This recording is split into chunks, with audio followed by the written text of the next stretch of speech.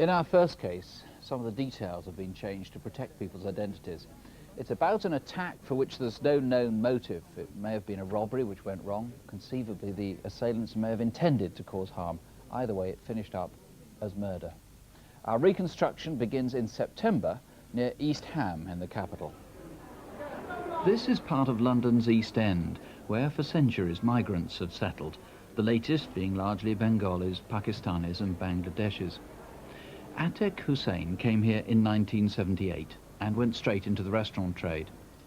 He married Panna 12 years ago, and they and their children got a maisonette in East Ham off Newham Way. Atek was devoutly religious and devoted to his family. His other interest was his restaurant, an hour or more's journey from his home. The cook, he say he can't start Monday. He owned it jointly with his brother Malik. My brother and I started restaurant business many years ago. We bought a Wallingham tandoori 8-9 years ago. What about the shopping list? Have you Shopping, get some green chili and kulfi. Atmosphere at the restaurant are all friendly. Some of them call Atek, you know, Chacha mean uncle. Some of them call him a bhai. Bhai mean brothers. It's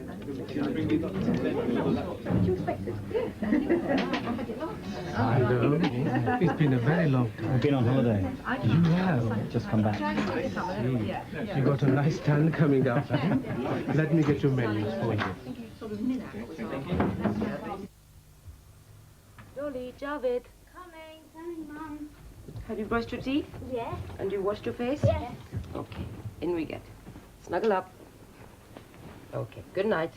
Don't stay up talking now. Good night, Mum.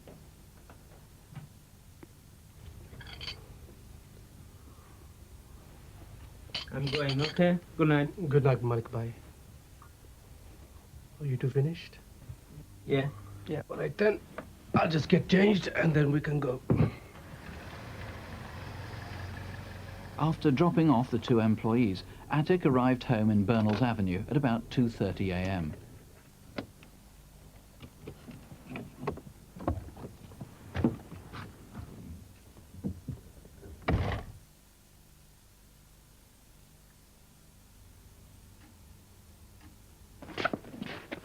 Help! Help!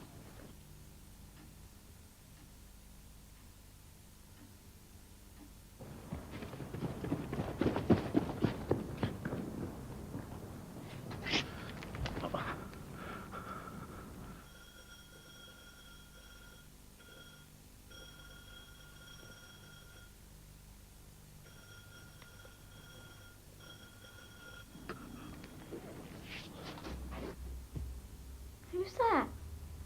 It can't be your father. He's got his keys. He wouldn't be ringing. Don't answer the door.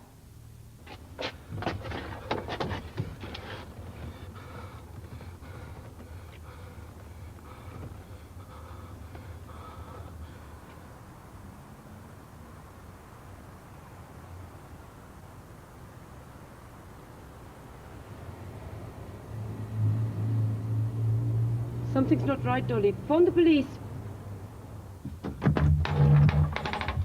Atek? Atek! Atek! What happened? Atek! Atek! Kilo Oscar 1 receiving Kilo Oscar. Go ahead, over. Could you go to Burners Avenue E6? A male collapsed, over. Yes, all received. Kilo Oscar 1 out. When I turned into Burnales Avenue, by the phone box where the first emergency call was made, I saw a pool of blood on the pavement.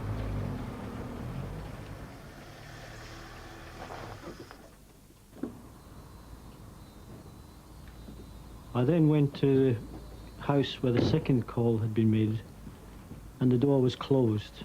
I attempted to open the door, but there was something behind it stopping me opening it, and it was then that I heard groaning and moaning from behind the door. A local resident noticed other people at the scene apart from the police.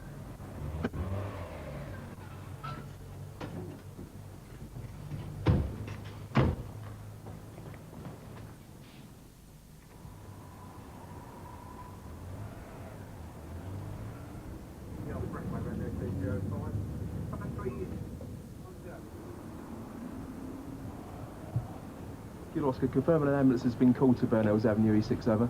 Excuse me, I don't know if it's got anything to do with what's going on here, but I've just seen a bloke hanging around on that corner. What, this side? Yeah. Stay here, mate.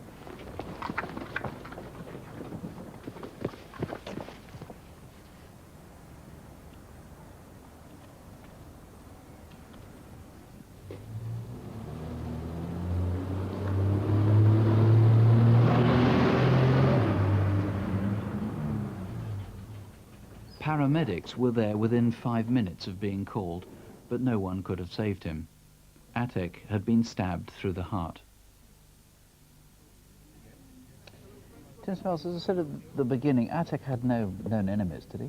No, that's right. He was a much-loved family man. Now, you've got a description of one of the guys who was running away. 2 of them, and they were both Asian, you think. What else do you know about this chap? Yes, that's right. A witness saw 2 Asian men running away. We have a good photo fit of one of them. What else do you know about him? He's in his 20s. Anything more in description? As you can see, he's medium height, medium build, with thick black hair with a side parting, and we believe he was wearing a dark bomber-style jacket. The white car that was seen at the end of the road, is that, do you think, significant, or are you looking for witnesses there? You're looking to eliminate that? Yes, we certainly want to speak to the occupants of that car because we believe it could be holding witnesses. It's a long time ago, this, September the 18th of, Sunday 18th of September. People will have thought of that as a Saturday night, of course, late on a Saturday night 4 months ago. There was also the man who was seen on the corner there. Again, he's probably a witness, nothing to do with the attack. You need to trace him, though. Yes, that's right, but unfortunately we haven't got a very good description other than he was black, about 5'8". But again, we'd be treating him as, at this stage, as a witness. Now this jacket, ordinary man's denim jacket with a very distinctive logo, which is Portland College on the breast pocket, and it's got this green lapel or collar in corduroy. Tell us how that was discovered and why it's significant. That was found about a quarter of a mile away from the scene in some rough ground. We believed it was dumped there on the night because the undergrowth was all wet and that was dry. So we'd like to speak to anybody who knows this jacket, has seen this jacket, or seen anybody who owned this jacket and hasn't been seen wearing it since the date of the incident. Which is the 18th of September. There's a £5,000 reward which has been put up by the Community Action Trust, so please call us if you can. It's quite likely that people in the Asian community who want to help have been unable to because of language barriers. So because of that, a Saletti speaker is here to take calls this evening. If you can help, please ring the studio, 0500 600 600, or you can contact the incident room at Stratford in East London, where they speak 5 languages, incidentally, as well as English. That's 0171 275 5411. Notice we're now using the new dialing codes with an extra 1 in the number, 0171 275 5411. The math of a crime that last month became a major news item.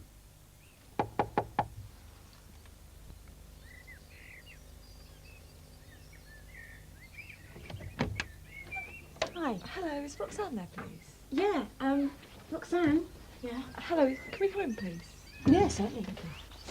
Thanks.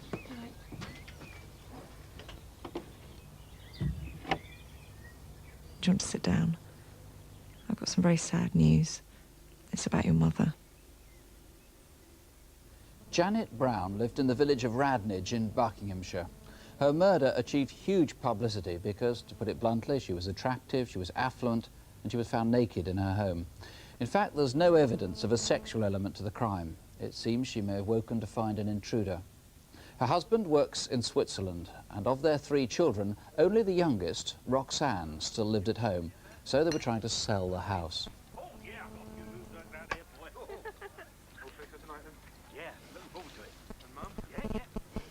She was a wonderful mum. She was very kind and caring, very good listener.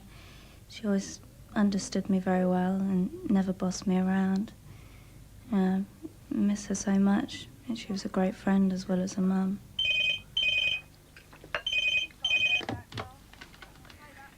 Hello. Hi, it's me. Oh, hi, how are you doing? Fine. Any more news from our house back? Well, he's still keen. You know, I'm still hoping to get back at the weekend. Depends how things go here, of course. She was a super person. She was warm and friendly. She was very loyal to her family.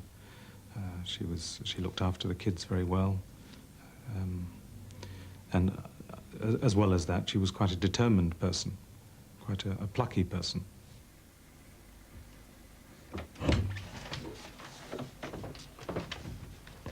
Early morning call. Thanks.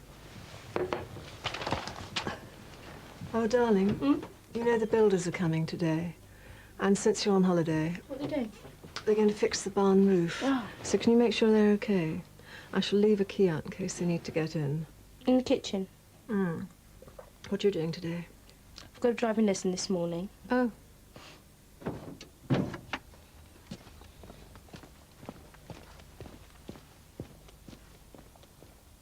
can't believe you passed first time. You told me you're going to fail. Do you fancy coming out? I'd love to. You can stay over if you like. Okay, I'll tell my mum I won't be back tonight. Right, my driving instructor's here. See you later. Everything okay? Yeah, no problem.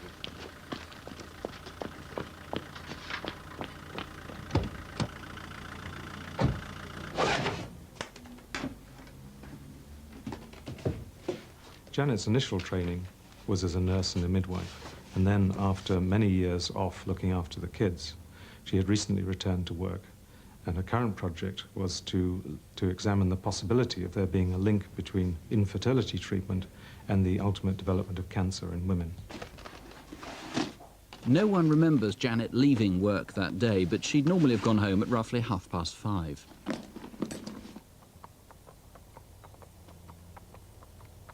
I'd been out riding for about an hour and was heading home on Spriggs Holly Lane when I noticed Janet heading towards me, heading away from her house and towards Radnich. She appeared to be preoccupied with something. Normally she'd slow down as I was on a horse, but on this occasion she didn't. I don't remember that she was in her own car. Fancy use your phone? I just want to give Mum a quick ring at home. Yeah, sure. Thanks.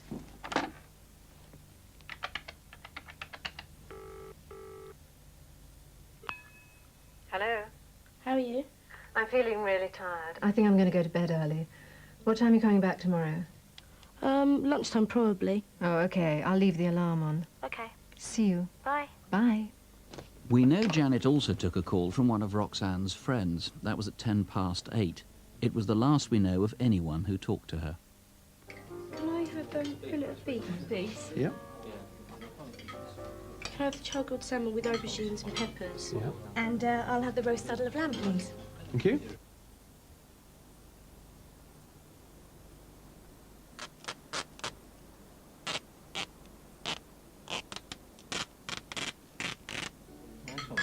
Here's to you passing your driving test. And then I won't have to carry you around everywhere. I'm trying my best. And then he came over and he said, "Can I go out with you?" Oh, my God, really? Really?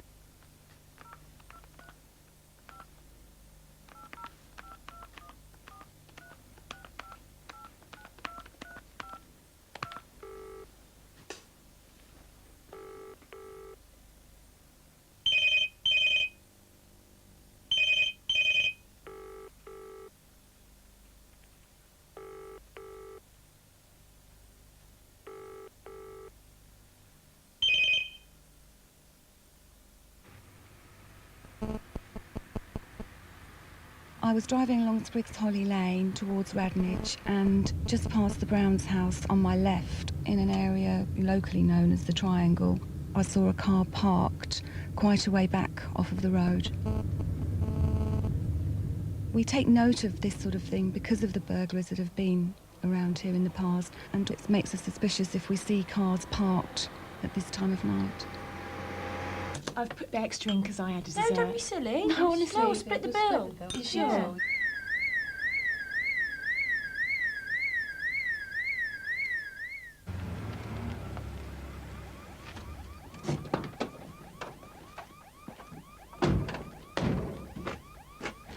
What's that noise?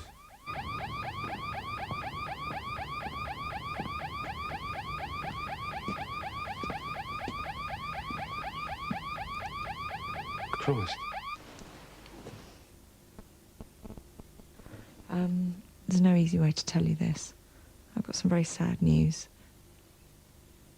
We went to your house earlier today and we found a person there who was dead. We believe that person to be your mother. Michael Short, with so little to go on, I suppose it's a bit naive to suggest that maybe someone went home with a lot of blood on them that night. I don't think so. Without going into details, we know that the person who carried out this act must have been heavily bloodstained. And so I would appeal to anybody, friend, relative, who knows anything, to come forward. In addition, such a brutal murder as that, somebody must have spoken. The person who did it must have confided in somebody. So I really would ask anybody to come forward to stop it happening again. In addition, there is a £10,000 reward. We're talking about Monday the 10th of April, which is the week leading up to Easter, and somebody that evening would have gone home with really a lot of blood. A lot, there's no doubt at all about that, a lot of blood. Now, the only other things that you might have as clues, we've got some things here which come from them. That taping of the window, which is a very peculiar thing to do, which was using this sellotape all-weather tape, which is a sort of rather unusual thing, not only to do, but substance to use. That's right. It's not common. It's not the normal sellotape. It's used just to repair greenhouses and cloches. Sellotape have only supplied 1,300 in this year to local area. So it is unusual. And if you couple that with the other items... And the other items are that this was used to restrain her as well. This is just all masking tape. And obviously, people can buy that all over the place. These handcuffs, which were used to restrain her as well, again, I mean, these presumably are fairly common, these things. Yeah, they're ever so common, and we certainly wouldn't be able to trace where they came from. But again, you've got to add to that the glass cutter, the instrument that was used to break the window. All most unusual things. If you put them together, it could well mean something to somebody. So what you want is somebody who maybe sold somebody a whole variety of these things together, somebody who can put together a picture, or a jigsaw puzzle, as it were. Absolutely, or anybody's seen people with it. Now, Janet Brown was going in her car, it seems, that evening, away from home at 6:30. Now, what do you know about that? We know nothing. It's certainly she was going away from where she normally shopped and where she normally got petrol. So we would really like anybody to come forward who she went to meet, to visit.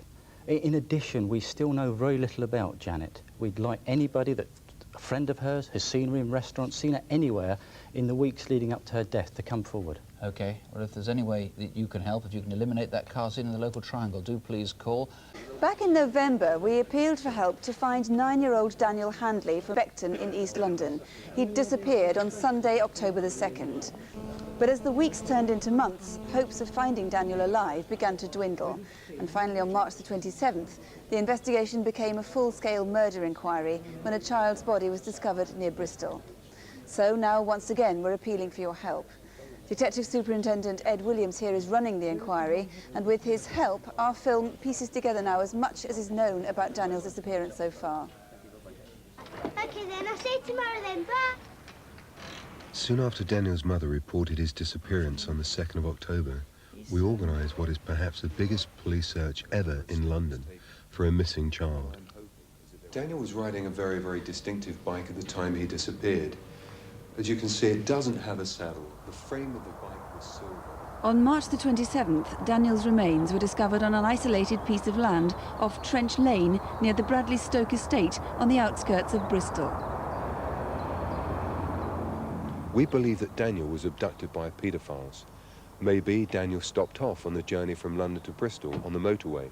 Perhaps he was even kept here on the Bradley Stoke North estate in a house on the estate. Discovery of a boy's body in Trench Lane. I wanted to ask you some questions. Yeah, certainly. It could be that Daniel was kept in Wales. One thing we are certain of is that Daniel's burial site was no accident. We believe that whoever left Daniel here knew this area. Be very important that we pinpoint the exact location. One of the things to come out of our investigation after the Crimewatch reconstruction was filmed was that at 6:30 p.m.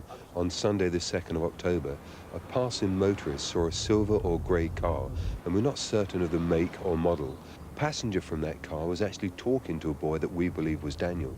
There was a second man in the driver's seat.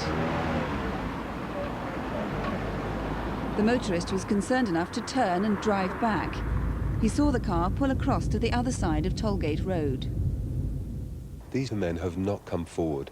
It is vital that we find out who they are and anyone else who may have seen them. A short alleyway connects Tollgate Road with Wintergreen Close, which is where a short time later Daniel's bike was found abandoned.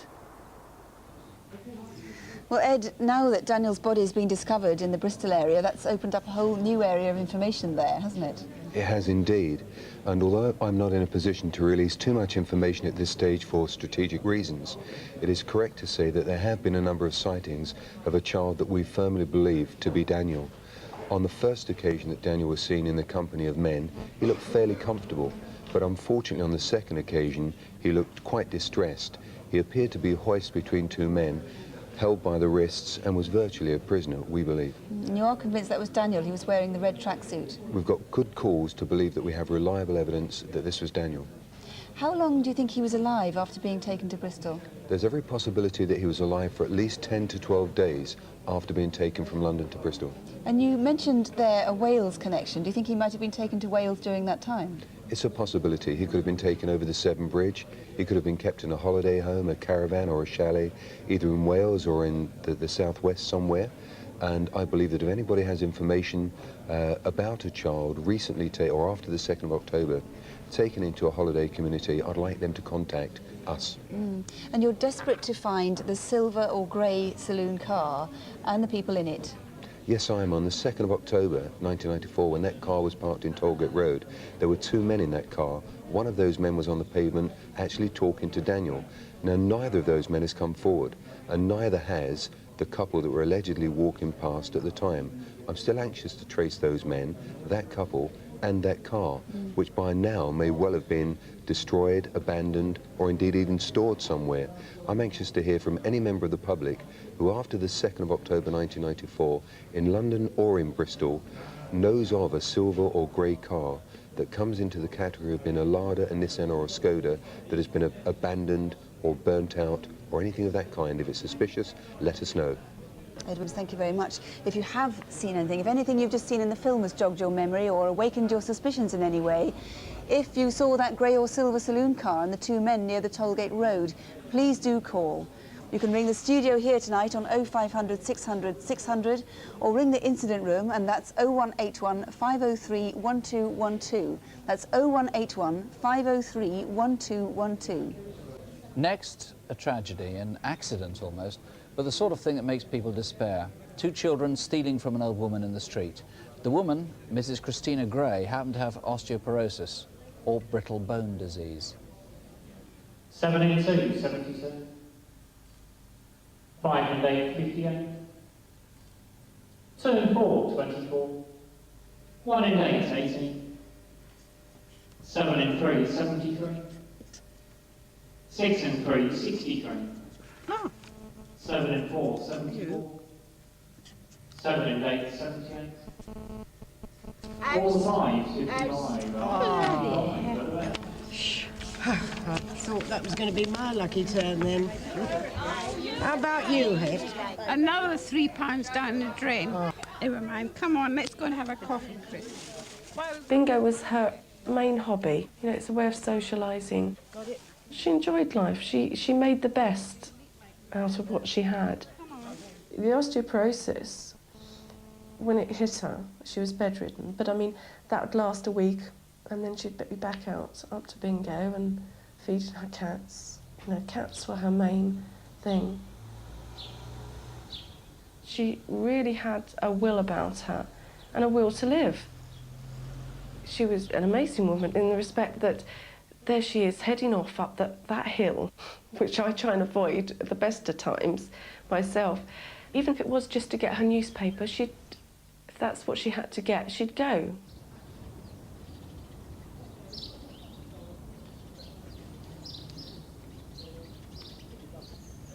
These boys were crossing the road in front of me and they were lurking around. They looked like two little boys up to mischief.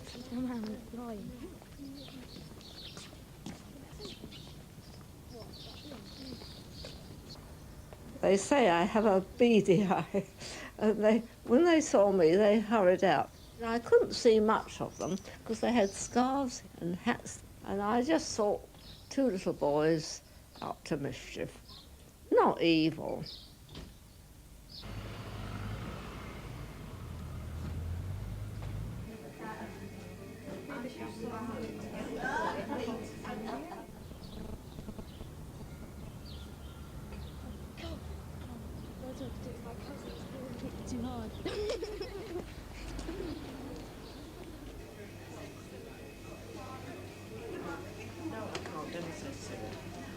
do that, can I? What's in there, can I? Security video shows Mrs. Gray and her friend left the club at 3:55.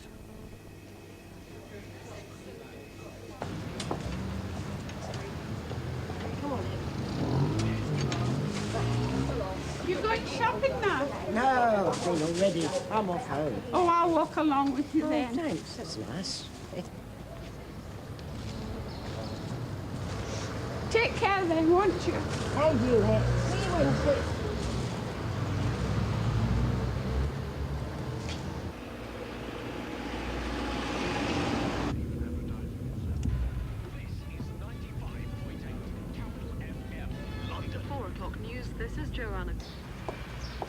A witness saw two women walking up Lansdowne Place. One was Mrs. Gray. The other is crucial to the inquiry because of something she might have seen. Do you know who she is or where she was going?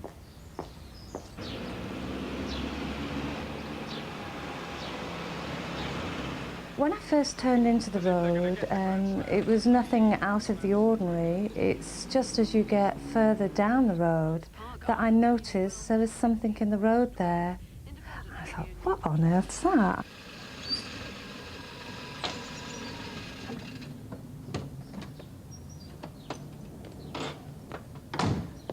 Are you okay? What's happened?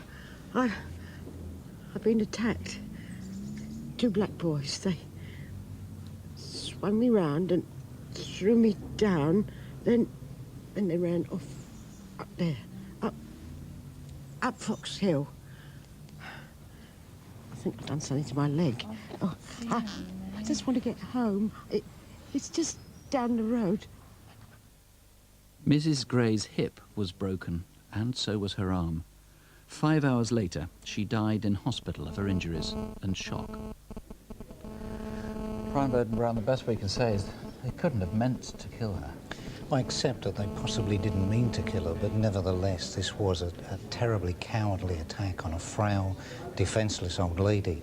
Having said that, I do believe that the lads responsible would have got a shock. They realised that they had, in actual fact, murdered Mrs. Gray.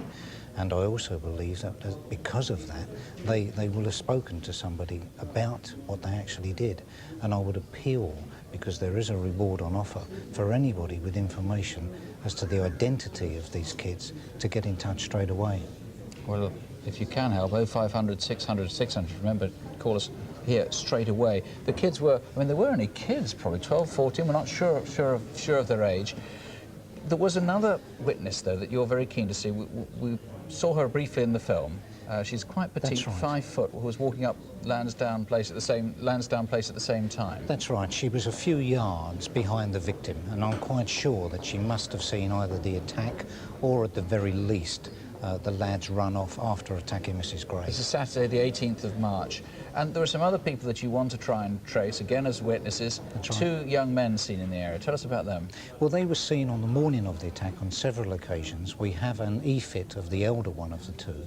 He's described as black, aged about 20, 5'10". He was scruffily dressed with unkempt afro hair, and his companion was aged a bit younger, 16, 17, about 5'7". We need to trace these people and to eliminate them if they can't help us with the inquiry. OK, there could be brothers, I gather, from the description, but your concern is that almost certainly they've seen something even if they don't recognise its significance themselves. That's correct. OK. Please call us if there's any way you can help, and particularly if you think you know who these 2 main suspects are, the kids themselves, or if they've talked to you. 0500 600 600. Remember, it's a free call. And the detectives are here, but you can speak to a BBC researcher if you prefer, or call the Addington Police Station in South London direct. That's on 0181 649 1414. 0181 649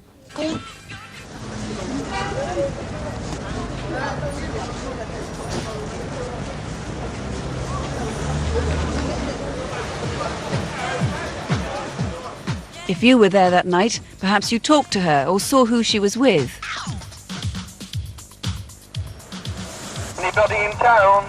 86 Bob, I'm in town. Get me Piccadilly 21 for Natalie. Roger.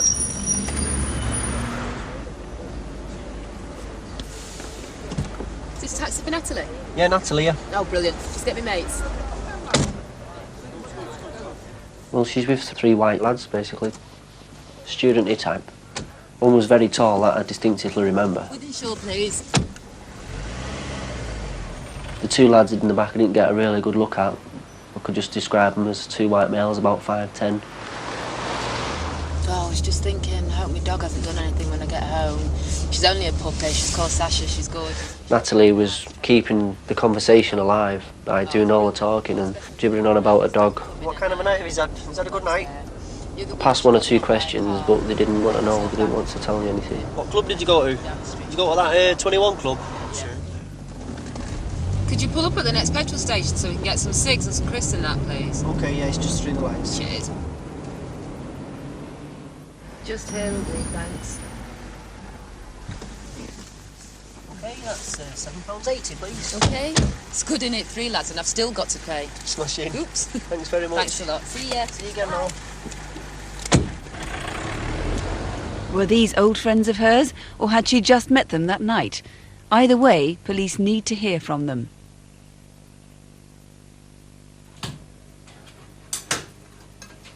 Sasha, come on. Come on. There are no confirmed sightings of Natalie after that night. If she was still alive on the Saturday, she would certainly have spent some of the time at her flat.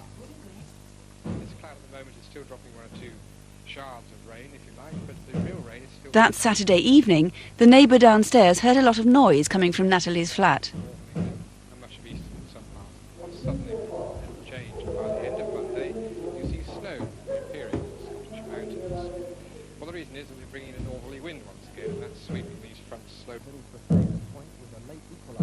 The banging was getting on my nerves, so I slammed the door to the sitting room, hoping it'd make him stop, but it carried on.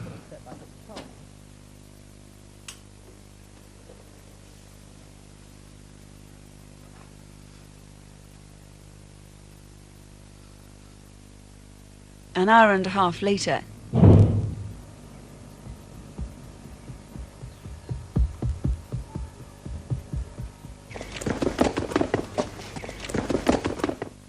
it was 4 days after that Natalie's body was found.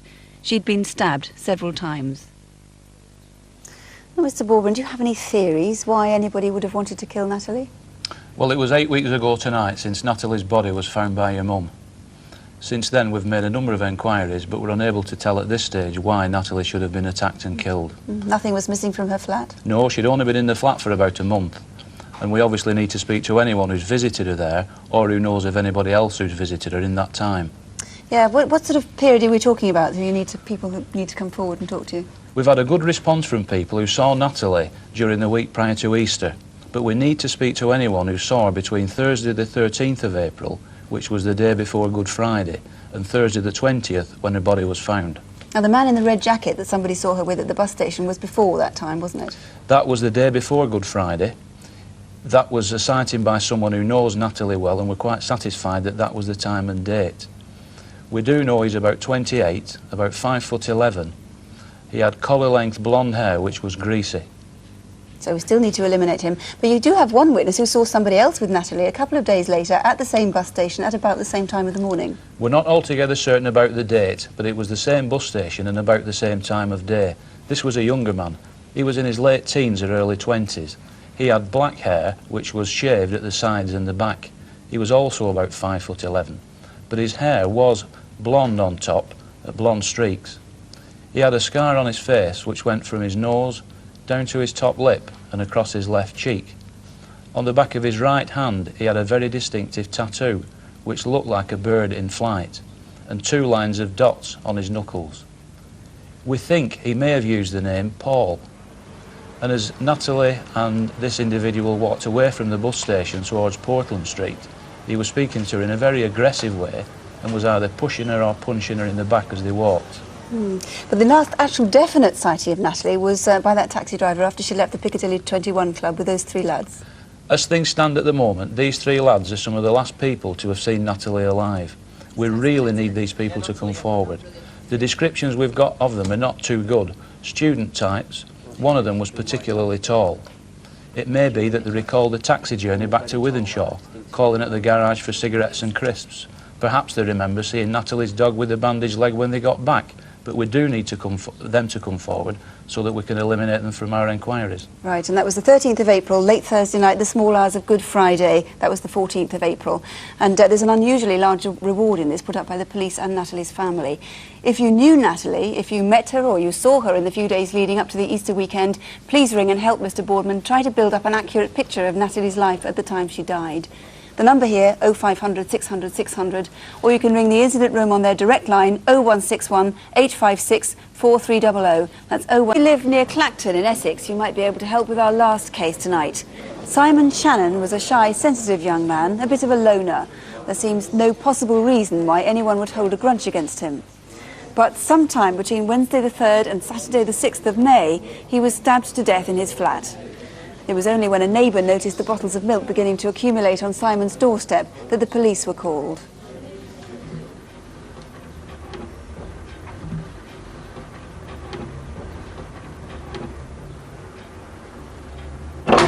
Simon Shannon was 26 years old. He was found dead in his flat by a police officer on Saturday about 11 o'clock in the morning. He'd been strangled, he'd got serious internal injuries, his throat had been cut. We know that he's lived in the flat in Groom Park for about 5 years. We know that he is an adopted boy. He comes from a big family. Simon was my son, and as a father you have a special relationship, and all that has been taken from us. Simon was a very quiet person. He, right from an early age, he'd like to have his own space and his own privacy. He didn't like to be part of a group of people. He liked to be on his own, doing his own thing. Now, the problem is, we don't know very much about Simon since he moved away from his parents' home. What we need to do is find out a lot more about him. So let's get down to Clacton, let's do our inquiries and find out as much as we can. Simon was about 17 years old when he came to see us. We run like a guest house, and Simon lived with us for about 3 years. And we became very fond of Simon. And he remained friends with you after he'd left here, did he? Oh, yes. Simon would come here 2 or 3 times a week. I'd be working away in the kitchen, and all of a sudden Simon would appear out there. He would just stand there. And until I actually looked and saw Simon, he wouldn't knock or ring the doorbell, and I'd just say, "Come on in, Simon." Simon had this amazing talent. He loved to paint. Everywhere you go in this house, Simon's painted something in every room. We're going to have to find the people that he's given or sold a painting to. We've got a statement here from a woman that saw 2 men leaving Simon's address on Tuesday, 2nd of May, and one of them was carrying a painting. It's about 4 to 4:15 in the afternoon, and as she entered Groom Park, she saw these 2 men coming up the footpath of Simon's house. She's given a couple of good descriptions. Anything else that we need to change? The mouth was smaller. How about that? She says in her statement that the man carrying the picture was 25 to 26 years of age, 5'7", medium build, shoulder-length blonde hair, which was wavy and unkempt. You know, it wasn't brushed. The second man was about the same age, about 26, and he was a bit taller, 5'8" to 9", I'd say, slim build. He had dark collar-length hair, which was wavy, and a bit longer on top. We now have a better idea of the places he visited. There's 2 I've come across which are in Clacton. The first one is the Warwick Castle Market, or Boot Fair as it's often known. We've got a lot of sightings of him there in a very distinctive mauve jacket, and also at the library, again in Clacton, and we've got a definite sighting of him there on the Monday morning before the body was found. Yeah, we've found someone who saw him in Safeway supermarket on Tuesday. There are other possible sightings of him, but at this stage we don't know if that's just someone that looks like Simon. What's important about During the first week of the investigation, 2 more witnesses had emerged.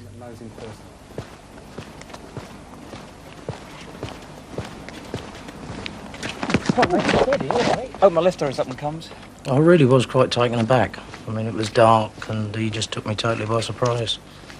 He did appear to be waiting for somebody. What did he look like? He was about 18 to 23 years old, medium build with a bit of a belly. was about 5 foot 1 inch tall, and he had light brown or fair hair. He had a rounded face. Across the road from Simon's flat, the second witness saw something in the small hours of the day Simon's body was found. And you saw that on Saturday the 6th of May? Yeah, I was in the kitchen at the time. And what time was it? About 3 a.m. As it went across the junction of St Anne's Road, St Mary's Road, I thought it was going to collide with the wall. It looked light in colour, like an old-style minivan. And why didn't you report this to us early then, Joe? Well, I didn't really think much of it at the time, until I heard about the guy being found dead across the road.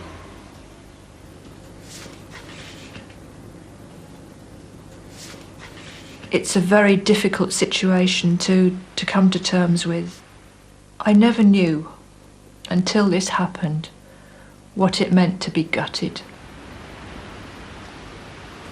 Well, Mr. Seal, because Simon was such a quiet sort of person, you presumably feel there's a lot more about him that you need to know. Yes, he was very shy, and we found out almost nothing about his movements and where he was, who he saw on the Wednesday and the Thursday before his body was found. We know that he's walked around Clacton with a number of different men, only one of whom has come forward, and we need to trace them. And we know that he's written around the country through gay contact magazines, and he's written, trying to make friends in writing. We need to contact these. So it could be connections anywhere in the UK, in fact. Yes, there could. He painted a lot, didn't he? Why do you need to hear from any people he gave or sold paintings to? He was a very, very talented artist. He's done paintings on commission, and he's given paintings away. And we're trying to trace the people who he's done these paintings for, so that we can build up our knowledge on him. As we can see, he either signed them Simon Shannon or SS or S. Shannon. Yes, he did. The two specific people, of course, that you want to eliminate from the inquiry are the two people we saw in the film, the men coming out of Simon's flat carrying what could have been a painting. Yes, the one with the blonde hair is described as in his mid-20s. He's of medium build, he's about 5'6", and the man with the darker hair is a little taller, he's about 5'8" or 5'9". The dark hair is longer on top, he's in his mid-20s and he's of medium build. Right. And you've just discovered now there's another man you need to trace. A new witness has come forward with new information. Yes, a witness has come forward having seen the first effects of these two men, and the man he describes definitely not that blonde man, because he's 6'1" of medium build, but he's got blonde hair, and we know that he's been seen going to Simon's flat on 4 separate occasions between January and May this year. So this is a sensitive case for you to investigate, isn't it? Particularly as Simon was gay. Some people might feel reluctant to come forward at all. Yes, I can understand that, but they really shouldn't be, because we will treat them with care, respect and sympathy, and we just want to hear from people who can help us. Right, thanks. Well, please do ring if you can help at all. We need to hear from you. Here's a studio number, 0500 600 600, or you can contact Essex Police Headquarters, where incidentally there's a gay officer on the investigation team. That number is 01245 452 120. That's 01245, the code for Chelmsford. Appeal tonight is, well, just that, an appeal. To be blunt, there are precious few clues. All detectives hope for is that someone in Oxfordshire has their conscience stirred and comes forward with their suspicions. It's frankly one of those crimes that, however rare, far less than one's chance of being struck by lightning and all that stuff, is nonetheless very hard indeed to solve without someone calling in with names and sightings. The victim was Vikki Thompson, who lived in Ascot under Wychwood. Vikki was I can't describe how she was. She was just a very loving mother. She was a very caring wife. She always found time for me and for the children. Come on, Miss Willie, come on, have a drive. She put 100% of energy into everything that she did. Ooh, not mummy, right?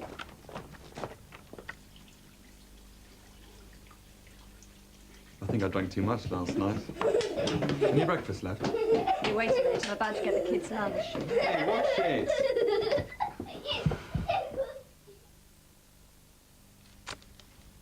Jonathan, I'm just going to take Daisy for a walk. Okay. I'll try and give your car a wash. It's filthy. Bye. Bye. Half a mile away, a local man was walking past King's Standing Farm near the Charlbury to Burford Road. As I peeked through the hedge, I could see this man stood there with no clothes on, and as I moved towards the hedge, he moved away. The next time I see the man, he's running across the cornfield. I could see then that he was 6 foot tall, very pale, thin, between 20 and 30 years old.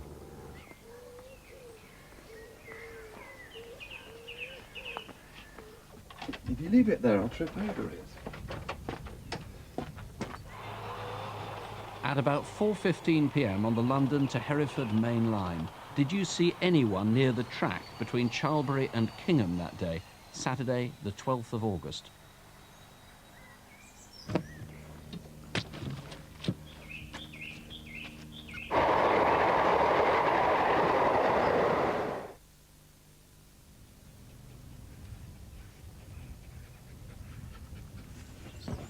Daisy came back without Mummy. Ah, she's probably walking slowly. Daisy runs faster than Mummy.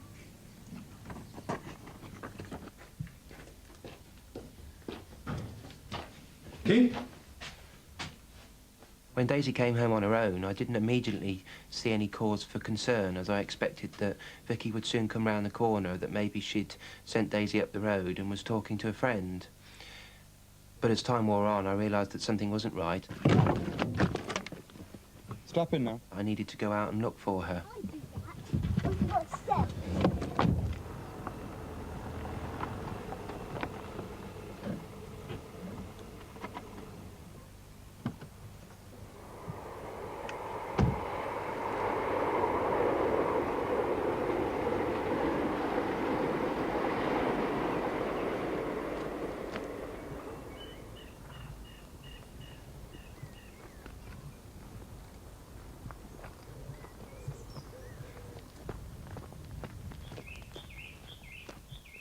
When I got back to the house, I half expected to see her there. I was quite surprised when she wasn't there and realised I needed to go straight back out. So I left a note on the table and took my phone with me.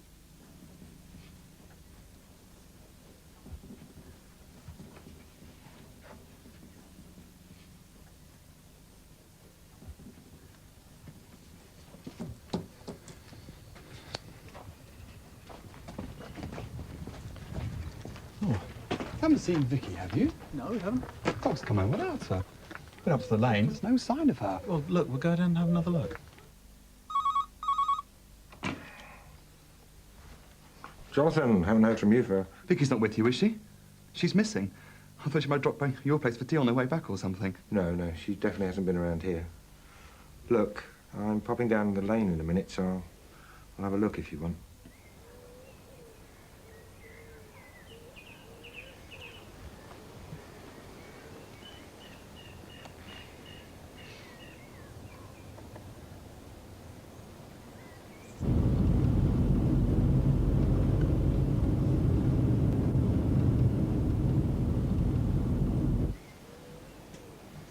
You found this on the lane? Carolyn's sure it's Vikki's. I became more and more frantic and was very upset about the fact that I couldn't find her and just needed her to come round the corner and see everything was all right. I tried to keep the horrible thoughts that could have happened to her at the back of my mind for the sake of the children. Hello, look, I'm sorry to bother you. There's this woman missing. Her name's Vikki. We found her bracelet, we've informed the police and everything, but you haven't seen anyone, have you? She's about 5 foot, slim. No, we haven't seen anyone. Obviously, we'll keep a lookout.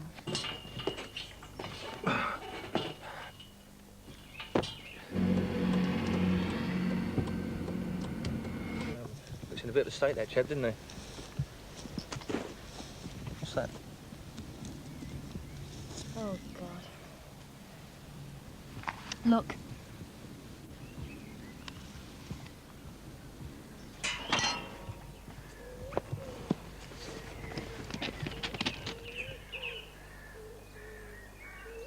Vikki!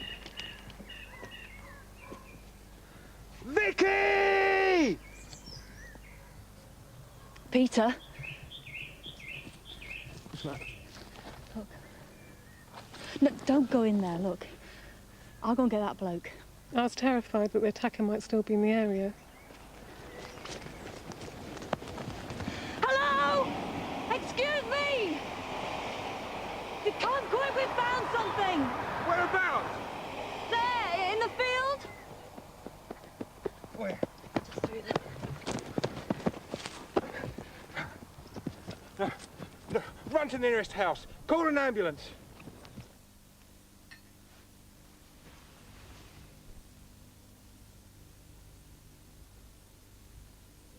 Yeah, Biology Echo 4-1, Oxfordshire Way, Ascot under Wychwood. I believe we may have had a sighting of Vikki Thompson. Just going to see if I can confirm. Vikki had been beaten around the head, but there was no obvious motive for the crime. She died 6 days afterwards. David Blair, this has had a great deal of publicity locally and nationally. How can people help further? I really want someone who may think they know who's done this, maybe sheltering them even, to come forward and tell us. It's really important. It's one of our main sort of lines of inquiry here. How would people know? How would they have any suspicions? Well, it might be from the demeanour of the person, or it might be that they were disposing of some clothing or something like this. There's no doubt that the offender's clothing would have been blood-stained in this case. His behaviour, would it have been changed anywhere? It probably would have been a bit abnormal, yes. Could well have been. For a little while afterwards, certainly. Now, we haven't got many clues to go on. There would have been a lot of people in that area. I mean, it's a holiday area. This is the peak of the holiday season. That's right. Certainly there were campers, caravanners, there would have been hikers, walkers in the village. We've interviewed a lot of people in the village, of course, but anyone else who was there in Ascot-under-Wychwood on that Saturday afternoon, we would really like to talk to them, whether or not they think they know anything or saw anything. One of them, or somebody, might have found this, or at least an identical one. This is a Flexi 3 dog lead. Now, if somebody has found this, what do you want to hear? If somebody's found this, it would have been around the Ascot-under-Wychwood area, no doubt, on the Saturday or the Sunday. Please come forward and let us know. Or indeed, the offender himself may still be in possession of it. OK, but you only want it from the Oxfordshire area. You don't want cause and rest for the country. No, indeed not. About that. There's a reward in this case. We're offering a £10,000 reward for any information. A generous reward, I feel. OK, well, let's hope somebody tonight can call in with some help. Here's the number. It's a free call if you can help. You don't have to give your name if you don't want to. Simply call, though, please, if you have any information or any suspicions. If you prefer to call the local police, please do. Here's the number, 01865 266 650. That's 01865 266 650. Now to Superintendent. Now, a mystery worthy of Agatha Christie, except in this case, it's horribly real. Why should a man, by all accounts a nice guy who still lives at home with his mum, change his regular routine, indeed change his lifestyle for 3 days? And why, at the end of that long weekend, should somebody kill him? Just outside Edinburgh, South Queensferry sits between the two famous bridges that span the Firth of Forth. Robert Higgins was known to everyone. He lived nearby in the village of Dalmeny. Was work all right then, son? Aye, fine. That's me till next week. Are you going to go across to Fife to see your brother then? No, I can't. I've not got any money. Oh, that's me. I'll have to go. Do you want anything for the shops? No, I'm all right. OK then. Cheerio. See you later. There's 5 children in the family, and Robert was the third one. He started playing football when he was 12, and he carried on till he was 16, 17. That he could have really went somewhere, I think, in the end, because he had good motivation with the ball. Robert was a very quiet person. He would never harm anybody. Robert worked at a poultry farm at Newbridge, and it was very physical work. It was quite a demanding job, and shifts and things like that. So that's what he did, Monday till Thursday. He was very quiet through the week. He never went out, but at the weekend he did go out and have a drink, and sometimes too much. Vodka and Coke for me. Okay, 80. Okay. Pint of lager. Pint of lager. Yeah. Put some music on. Cheers.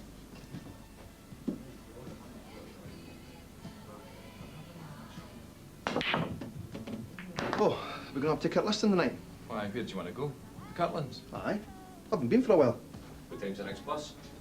We'll get a bus. We'll get a taxi. Oh, come on, Higgy. It's just 2 minutes up the road. We'll get a bus. You'll get me on the bus. Look, I've got the money.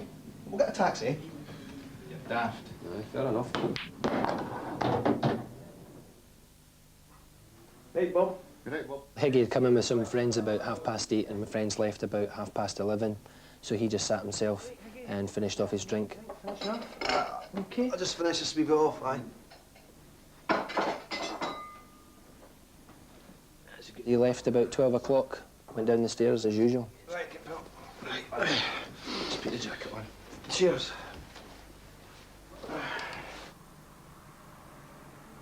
When in Kirkliston, Robert would often doss down with a friend or get a taxi home. Tonight, the friend was busy, and at first Robert couldn't get a taxi.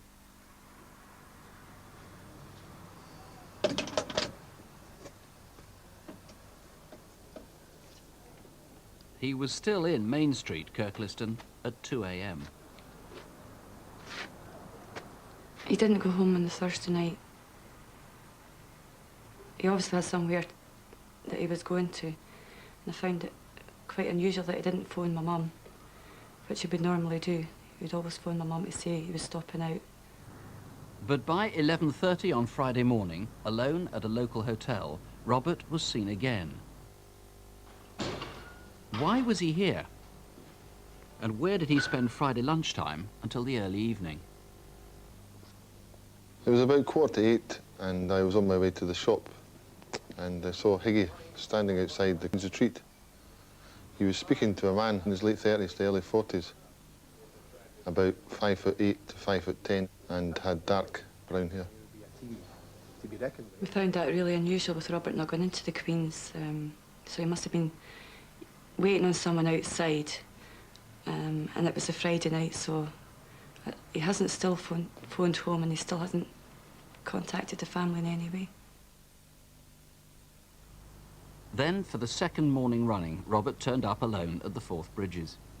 Who was he staying with nearby? And again, where did he spend the rest of the day?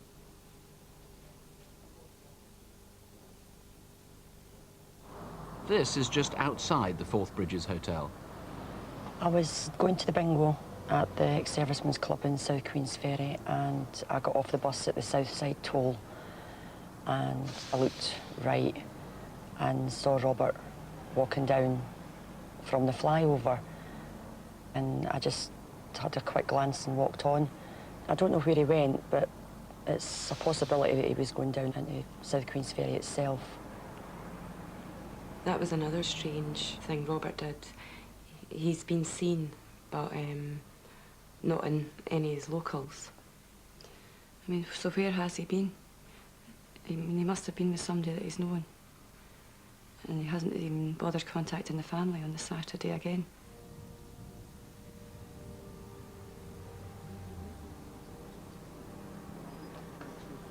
It was Sunday. I'd been to Queensferry Parish Church, and I left there about 11:20. I went into Morrison Gardens, and I saw Robert coming along the road. I knew Robert from school, but the people he was with I didn't know. I thought that they were looking quite worse for wear. Were you among this group? Or do you know who they were? Robert wouldn't sleep rough. He wasn't the type of person who would just go to a park bench, sit down, go to sleep. He was scared of the dark. I can't imagine him sleeping out in the dark. You know, we feel Robert stayed somewhere over that weekend. We feel someone maybe seen Robert coming and going that weekend. Next day, Monday the 1st of May, Robert Higgins' body was discovered at a quarry 3 miles from his home. He'd been stabbed. Superintendent Dr. Watson, you're convinced this is a local crime? Local people have the solution to it? Yes, this has been a local inquiry, and the answer almost certainly lies locally. But tonight's reconstruction gives the community in South Queensferry and Kirkliston the first opportunity to really see the sequence of events that leads up to the Robert Higgins' death that weekend. And we hope this will jog some memories. But more importantly, I feel that Higgy was such a well-known character in that community that I feel the information that's been coming into us has been very, very slow, simply because the public there feel that we know that information already, and that's just not the case. What we need from that community is every single piece of information they have about Robert Higgins and his movements that weekend, especially where he spent the missing nights that weekend. Somebody out there in that community knows exactly where Robert Higgins stayed on these missing nights, and my appeal is simple: let us have that information. 0500 600 600, 0500 600 600 is our free call here. Now that couple in Morrison Gardens, you've got quite good descriptions of them now since we did that reconstruction, particularly the woman. Yes, the female, she's slightly different from the person portrayed in the reconstruction.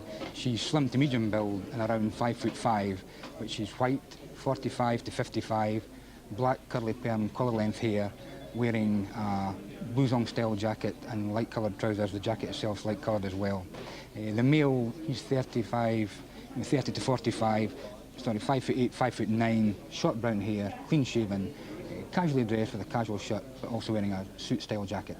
Now, back on the Friday night, that's what, the 28th of April, just after he was seen outside the Queen's Retreat, that was about 7:45, he was seen with another man. We saw that in the reconstruction. Yeah. He was seen again with a couple. Yeah, around 9 o'clock that night, Robert was seen in Rosebery Avenue with a couple. Only females described, and she's described as being white, in her 40s, heavy build, fair hair, cut short at the back, but longer on the top, wearing a black dress-style jacket and clutching a shoulder strap for a black shiny shoulder bag.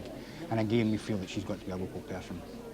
Robert's family obviously distraught about this. They managed to get together a reward. Tell us about that. Yes, by various activities in the local community, Robert's family and relatives and friends have gotten together and raised £2,000. That's a reward that's up for anyone who gives us information which leads to the arrest of and subsequent conviction of the person or persons responsible for Robert Higgins' murder. Well, if you want to call Mr. Watson, call here. If you want to call the local police direct, the incident room is at Livingston. It's on 01506 445 655. That's 01506. Terrible crime that made headlines just 6 weeks ago, the killing of Louise Sellars. Now, Louise was 15. She lived in Apley Bridge near Wigan with her parents and younger brother and sister. Louise was an absolutely fun-loving girl. She loved to go out with her mates. She loved to have a dance on a Friday night.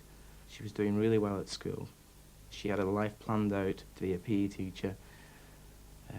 She was going to college, and she had everything set. Everything set. Oh, she was bubbly, vivacious, I would say. It describes her to a T, really. She was everybody's friend, and you could not fail to like Louise. You know, she was, I'm not saying she was an angel, she was just like every other teenager, but she just had that bit more. What are you looking for? Sure, but what about those there? I'm trying. Listen, I'm not feeling too well. I think I'm going to go up. Right. You do washing up for me, Louise? All right. You going to go out tonight? I'm going to find some friends might meet up. Well, don't be too long on that phone, will you?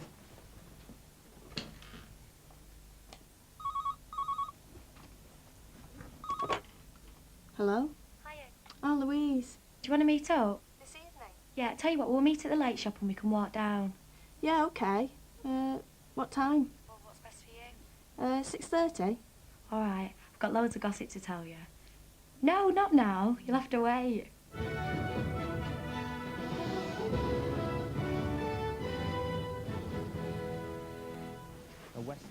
Dad, is Mum still asleep? Probably, why? Just want some money. Well, I think she is still sleeping, so don't you go waking up. Louise, come back!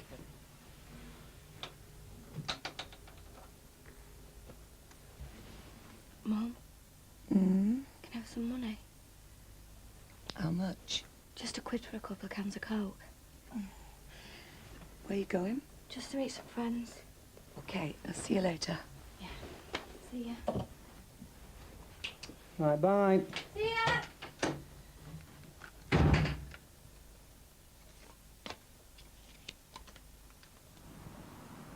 Hiya. Oh, yeah? All right, what's the gossip then? Well, went to Park nightclub on Friday. Oh, yeah? There's a fight master standing in the queue. What, next to you? Yeah, these guys were trying to get in the club, but the bouncers wouldn't let them in. Well, you got in though, didn't you? Yeah. I ended up falling out with Jane, though. Why? She just really got on my nerves. Lee, have you moved the sugar? Because I trapped off with this guy called Andrew, and he gave me his ring. I'm going to give it him back tonight, though. I was supposed to give it him back before we left the club, but I just forgot. Yeah. Hiya. Hiya. Where'd you go? Yeah. Where have you been? What? Where are you going? Just going downstairs. It's just as it's quiet out there, it's just that Anne's in the girlfriend, that's what we're getting this. Come on, get in, we're only going to Anne's house. No, not tonight, I'm too tired. Well, where are you off to? I think I'll go home. See ya. It's about 9:15 p.m. and Kelly presumed Louise was going home. But 10 minutes later... Hiya. Michelle, you're never going to believe what's just happened. What? I was standing at the bus stop at Randall's Corner and this bloke pulls up in his car and asked me if I want a lift. So I said no. He tells me to get lost and calls me a slag. Are you kidding? No. It's now around 9:30. I was travelling along Miles Lane when I noticed Louise on the right-hand side of the road. She was walking in between Chisacre Drive and Abbeydale, heading towards Randall's Corner.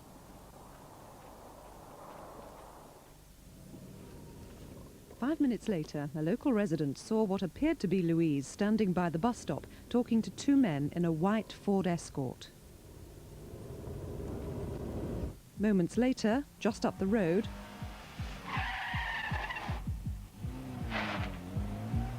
was this the same white car, and was Louise inside? People like that, don't they annoy? What time did you tell Louise she had to be in? Sunday, she's normally back by 10:30, and now it's Nearly 11. Louise was very good at coming home, but if she was going to be any later, she would always ring us to let us know where she was and what time she was going to be in. So obviously when she didn't ring or let us know by 11 o'clock where she was, that's when we really did start to worry. Oh, hi. It's Elaine Sellars here. You haven't seen Louise, have you, tonight? No, and she hasn't come back yet. It's, Elaine Sellars here, Louise's mum. I'm sorry to bother you at this time of night. I know it's a bit late. Elaine Sellars here. Yes, has your daughter seen Louise tonight at all? I just wondered if you'd seen her at all tonight. Oh, I am. I mean, do you think, who else can I ring? Hello, is that Mrs. Morrissey? Hello, it's Elaine Sellars here, Louise's mum. Is Kelly in by any chance? Yeah, could I have a word with her? Could you ask her if she's seen Louise tonight? Kelly. Louise's mum's on the phone. She wants to know what time you left Louise. She's not come in yet. 9:20. Why? What time is it now? It's nearly midnight. Has she gone missing before? Never. She'd never leave us worrying like this. Where's your husband at the moment? Louise!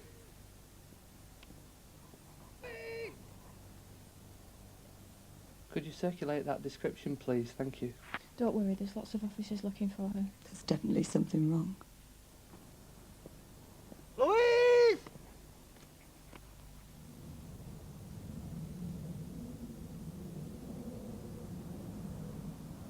Early the next morning, Louise's body was discovered near Billinge, 5 miles from her home.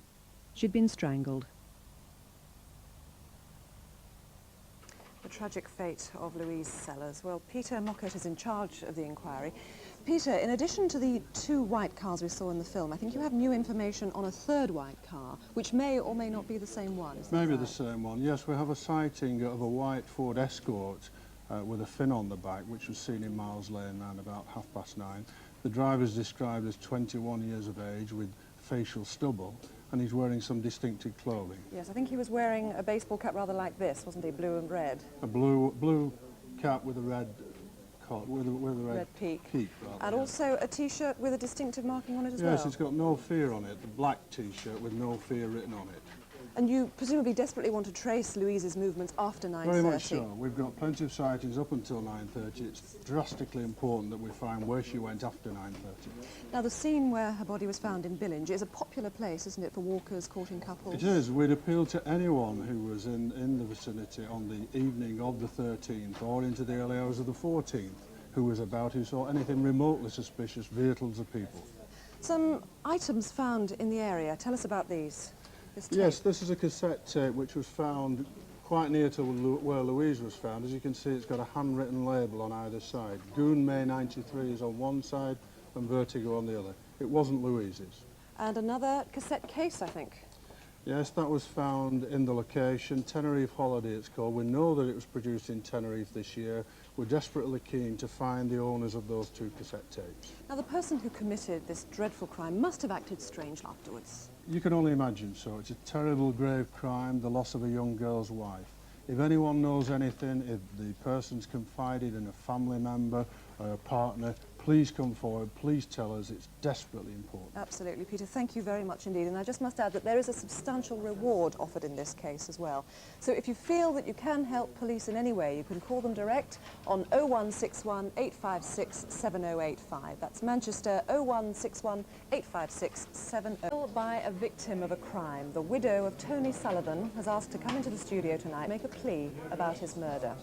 Tony was 36. And on Friday night, the 18th of August, he went to the Lotus nightclub in Forest Gate. Around 3 o'clock in the morning, as he was leaving, Tony was stabbed to death. Well, Debbie, thank you very much for coming in. It takes a brave woman to do something like this. Can you think of any reason why anyone should do like this to Tony? No, I can't think of anybody that would have a reason, because most people Tony knew, they liked him. He was so well liked and well respected by people. I can't think of any reason anybody would want to do this to Tony.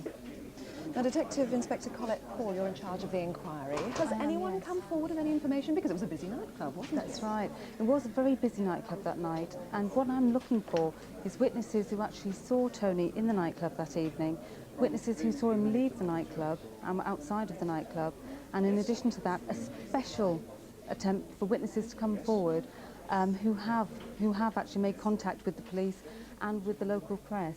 So you now, have had calls? We have had calls, and we do know that these people clearly saw the murder, and I've really asked those people to come forward and tell us all they know. Do you think people are perhaps slightly afraid? They're afraid of the repercussions? I think people may be frightened, and what I'd say to them is there's all sorts of things we can do to offer them protection, but obviously I would need to discuss that with those individuals. Debbie, what would you like to say to someone who may be harbouring this particular individual and they're afraid to come forward?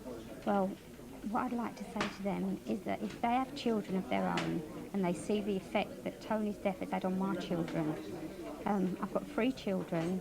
Lucy's 10, Tom's 5 and Joe's 2. And Lucy and Tom cry so much of their dad. And it doesn't matter, whatever I do to them, I can never make it better for them.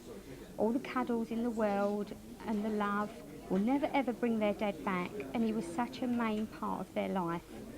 And I just feel, please, if anybody's watching, and you know, please come forward and just help catch the person that did this to Tony. Well, thank you very much. Well, you've heard what Debbie said. Please, if you can help in any way, do ring us here now. Or, of course, you can call the incident room direct on 0181 217 5432. That's 0181 217 5432. Since the peace process began, Northern Ireland has seen economic revival and a tourist boom. In late July, thousands of visitors were in County Antrim, basking in the sunshine, playing golf, walking in the rolling hills and visiting the Giant's Causeway. Now, if you were there on Friday, July the 28th, please watch what follows closely. You might help solve the murder of 13-year-old Darren Fawns.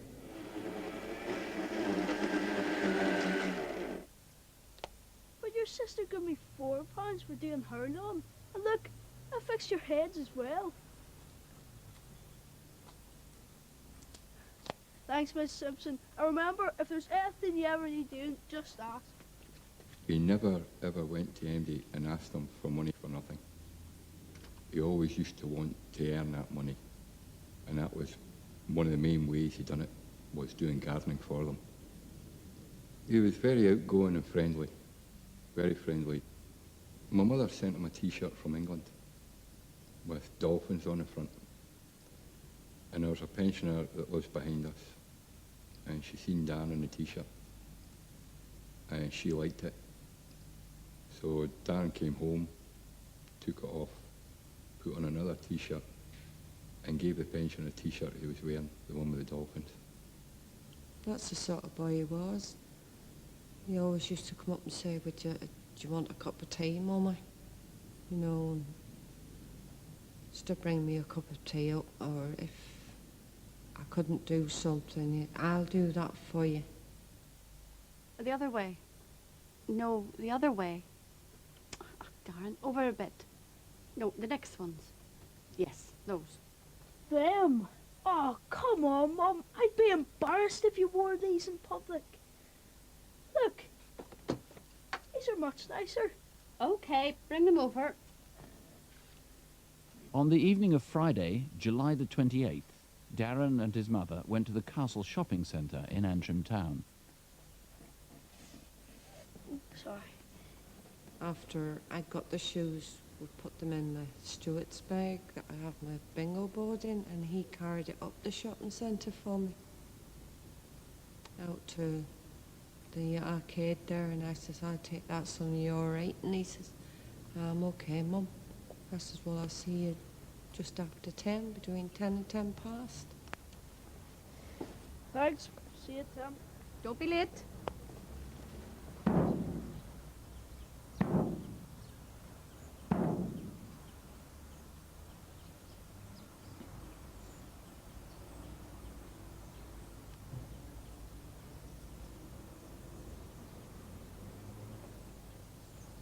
Hi, PJ, what you doing? Hey, Fawns. What you doing tonight, then? Waiting on the bus to Belfast. Supposed to be here half an hour ago.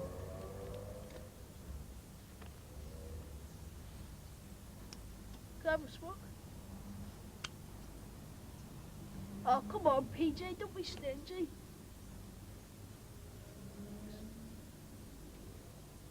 Police need help in tracing this boy who was hanging around with Darren. He was standing looking around him and just looking about. He was roughly around the same age as Darren. Black hair, blackish clothes. And I've never really seen him before.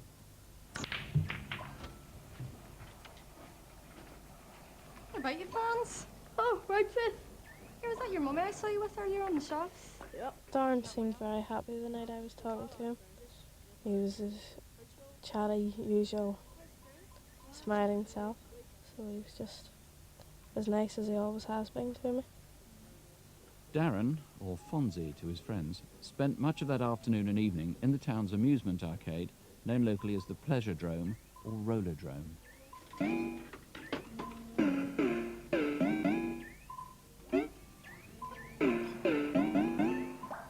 Grandad, I don't like this one.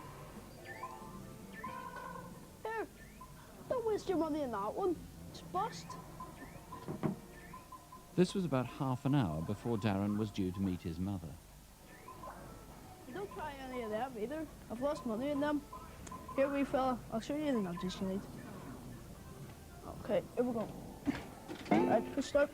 That one. Okay, and again. Right, one of the placer. Right, just need to put more money in. I didn't know Darren, but he seemed so kind and gentle. And him and Jonathan, my grandson, got on like a house on fire, and I felt quite free to leave him and go and have a cup of coffee.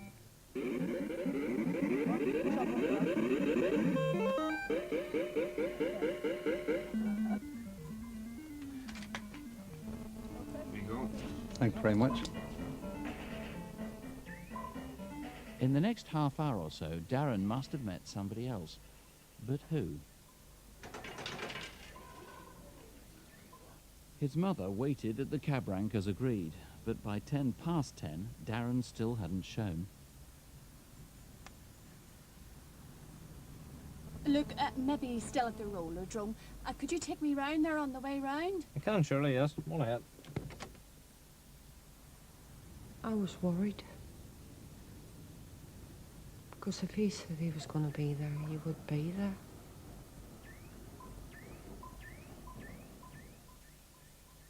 Yet 30 minutes later, as the Rollerdrome closed, Darren was seen leaving. Right, Fawns, see you tomorrow. Alright, I'll do. Two boys, both roughly his age. Who were they? And where were they going?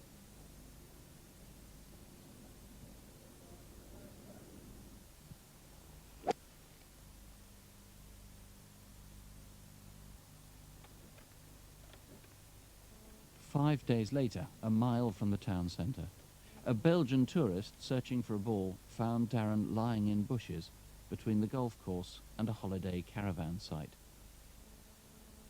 Darren had been struck on the head. Those two lads who left the Rollerdrome with him are obviously key witnesses. They're not suspects. We need them to come forward tonight urgently. And Mr. Kincaid, what else is there? I mean, you wanted a national appeal on this. Yes, sir. Well, one of the important things is the caravan site. It's called the 6 Mile Water Caravan Park. The locals call it the Loch Shore Caravan Park. On the 28th to the 30th of July, there was a considerable amount of caravans and tents at that park. Many of the people there came from Great Britain, and Darren's body was found only a few yards away in a wood. Now, if you were there, I would ask you to please to call us at Antrim or call us here. That's the very end of July, 28th, 28th to 30th of July, yes. And you may have heard or seen something which to you is very insignificant, but could be important to us to find the killer. So even if you don't think you saw anything related to this, you want them to call? If you stayed at that caravan park, please call us. Now, these are Darren's shoes, and they weren't found with his body. They were handed in to you. What's the significance of these, and how can viewers help? Well, those shoes were recovered the day after we found Darren's body. And we would like to hear from anyone who saw those shoes between the 28th and the 30th of July in Antrim. They're a black size 9 Nike Air Max trainer with a very distinctive green stripe on them. Now, you're not sure whether he was killed on the Friday night or the Saturday morning, and obviously you want people who might have seen him. That's correct. We're unsure of the exact time of Darren's death, but we do know that 5 hours before he died, he did eat a meal, and that meal contained either pork or beef. Now, if we knew where he obtained that meal, it would give us the exact time of his death and give us more information about his movements. So if anyone saw Darren eating over the weekend that we're looking for the information, would you please contact us? Okay, and particularly two people who wrote anonymous letters. We need to find out who you are. Our number to the studio is free. Please ring us if you know what happened that night. Please help however minor you think your information. You can call the police in Antrim direct. That's on 01232 259 659. It's a Belfast number, 01232 259 659. My goodness. Our next reconstruction, frankly, not much appears to happen. It was an ordinary day in summer in an ordinary former mining village in West Yorkshire, in the life of an ordinary, if genuinely popular, local character. The village is called Charleston. The date was Thursday, August the 24th, and the local character was a widower, Don Herbert.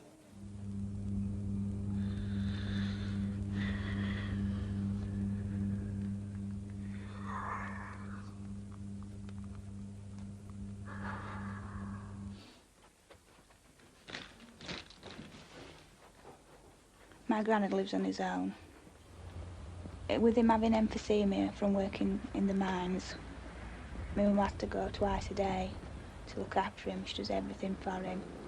And with her going for a week's holiday, she asked me if I'd go to look after him, so he went on his own. Slept through then? Yeah, I did, love. First time for a long time. Yeah, but man, it's a bit cooler now. Yeah, it's been a bit much, hasn't it? Are you still going to the shop? Yeah. I'll pop in on my way after work. Don't forget my whiskey, love. I want a gas cylinder for the soda stream. And what about your tea? Have you got all tin? No, I haven't, but I'll get some fish in. Oh, all right then. Well, I've got to finish off because I've got to get to work. All right. Thanks, love. My dad spent most of his life in Charleston, just a small village between Pontefract and Wakefield. He worked at Charleston Colliery, and he started work when he was 15 years old, and he finished when he was 54. And then he looked after my mum, because she always had an heart condition. One day he'd be 21, next day he'd be 90. And it don't matter what you said to him to look after himself, he still liked to enjoy himself. But he liked everybody else to enjoy themselves as well. I've cashed my pension, and with all that money in my wallet, it's burning a hole in my backside. Listen, can you do us a favour? What's that, Don? If you go to shops, can you get us some beans? I've known Don for about 4 or 5 years. Nice gentleman, kind fella, give you anything. Yeah, will do. Thanks. Now, what time do you want to meet at Villa? A Villa is a working men's club, and we'd meet there every day and have a drink and a bit of a natter. Sometime mid-morning, Don would have left his flat. Because of his illness, he used a mobility buggy to get about the village. He was seen soon after by his niece. I were coming home from work. I work in Wakefield, and I was getting off the bus in Charleston. It was around about 10 to 11. I got off the bus and I was walking down home, and I met up with my Uncle Don and he was with the man. Well then, where you off to? You all right then? Yeah, I'm fine. You know this fella, don't you? Dave, he used to stay with me. Yeah, he thought I did recognise him, but I didn't. He was about 38 to 40. He was like 5'9", 5'10" tall. He got darkish, scraggly hair and he got right drawn-in face.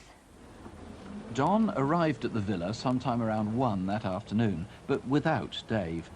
Who is Dave, and where had he gone? Now then, lads. Hey, Don. All right. They were a character. There's characters in every village, and Don was just one of them. They were a laugh. I could always go and sit with Glenn and Don and Barry, and they were always made welcome. Any chance of a lift down it, Jeep? Certainly. No, we're all right. Certainly. Get on top. Don would give anybody anything. He was good as gold, salt to earth, and he was just a genuine guy. Well, that's nice, isn't it? Mates for all these years. Buddy, is he allowed to come with me? No. That's right. Got to get on for There's that, having the Jay. fish. Get the fish down the neck. Me and they, then we're going up there. We'll have an hour then, eh? At around 3:30, Don went home to spend the rest of the day at his flat.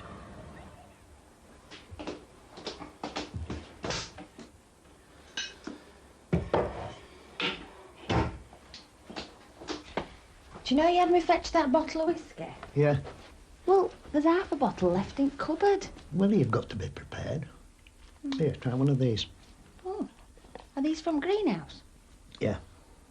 Sun's been beautiful. I left at 5:20 and was in a lovely mood. He felt a lot better than he had done all week. Take them. I'll pick some more. Are you sure? Positive.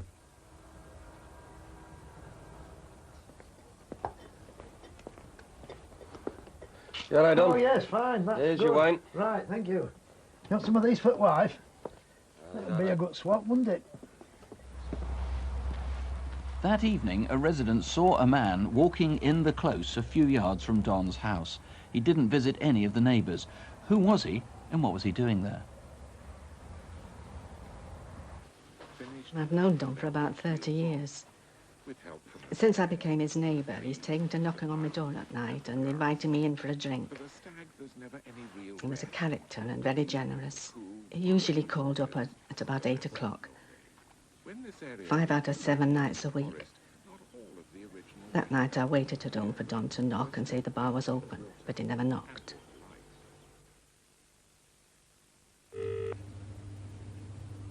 Still no answer? No. I've been ringing long enough. I'm getting a bit worried now. I think I ought to go up and see if it's okay. Yeah, I think that'll be the best.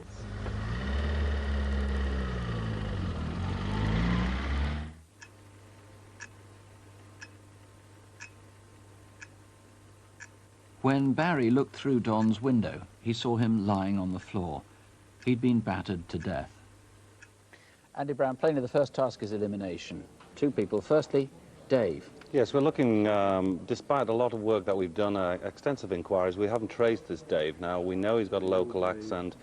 We know that Don knew him and had said that he'd stayed with him previously, so someone in Charleston should know who he is. We haven't traced him yet. We need to trace him and eliminate him. And the chap in the black tracksuit in the close. We're obviously interested in him because at 10 to 7, 20 to 7, that's the relevant time as far as we're concerned.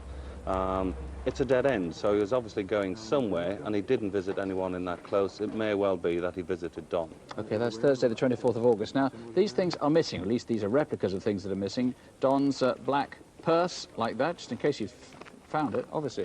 It's a great long shot, this. And his wallet, a fairly ordinary brown wallet. Nothing very distinctive about this, is there?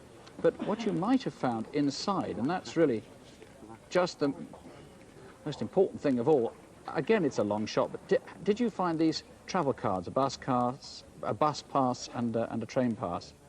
Now, presumably the most important thing is anybody who knew Don, anybody who knew his visitors, anybody who might have come into contact with him. We know that he had a lot of visitors to his home. People used to go there for a drink. Sometimes they'd go down there to sell him things. We know he's bought things, not things that he would always need himself. He has loaned money, normally he would get it back, but there's a host of reasons why someone would go there. We need anyone that's been to his house to contact us. There is a reward. Crime Stoppers have put up a reward of £5,000. We need the information. Mr. Brown, thank you. If there's anything you know, anything that you can add, there's the number. it's a free call here to the studio. Or you can ring the incident room direct. That's a free phone number, 0800 318 001. 0800 318 001. 6 months back, we carried an appeal about the murder of Julie Finley, a 23-year-old from Liverpool who was found strangled in a field in August 1994. Some remarkable new information has emerged about the case, and Detective Chief Inspector Francis Ewell is about to reveal what it is. Our reconstruction showed how Julie had left a flat in Toxteth and was then seen by a motorist in Pembroke Place. So how's your mum, son? Fine. She wants me to go round for Sunday lunch. You gonna go? Yeah, probably. You going out soon then? Yeah, better get going, really. What time do you think you'll be back? Oh, a couple of hours. All right, see you later then. See ya.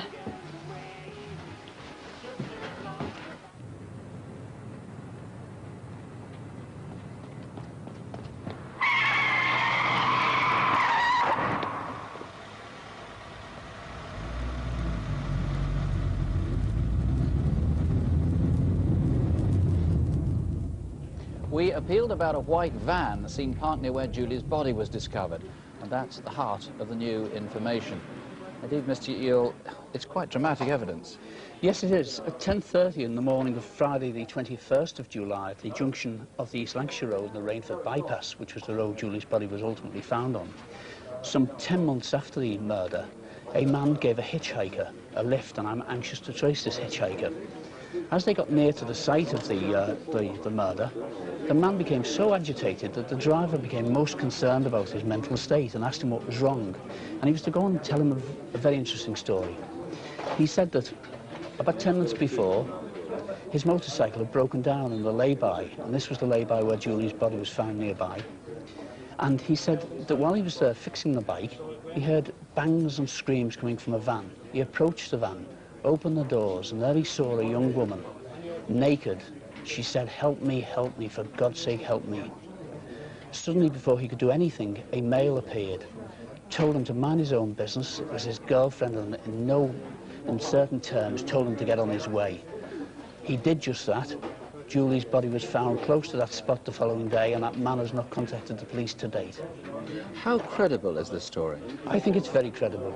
Certain things that he told our witness, the driver, I alone know, other than anybody who was at the scene of Julie's murder. So he was definitely there, you're convinced about that? I'm convinced he was there. there. So either he was the last person, legitimately at any rate, to see Julie alive, or else he was the murderer. Absolutely. I firmly believe that he is the last person to see Julie alive, other than the killer, that he spoke to Julie, and that in fact the man he confronted was Julie's killer.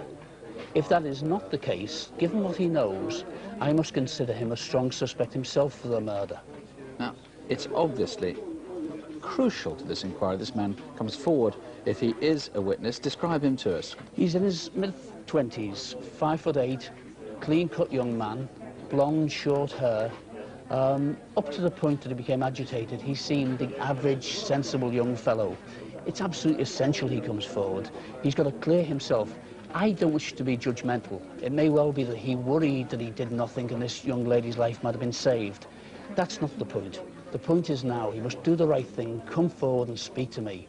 This man can point in the right direction. I feel so strongly about it. Average height and build, early 20s, fair hair and a crew cut. I mean, it could be so many people. Do we know where he lives? Or absolutely. Like I do believe from our witness, who is a St Helens man himself, that our man comes from St Helens. He did say he was en route to Ainsdale to see his grandfather, so he may well be known in the Ainsdale area. He certainly has a St Helens accent. I do feel he's a local man. Stuart, thank you very much indeed. If you are that man, if you know who he is, call us here in the studio, or you can call the Instant Room direct. That's on 0151 777 4473. That's Liverpool, 777 4473.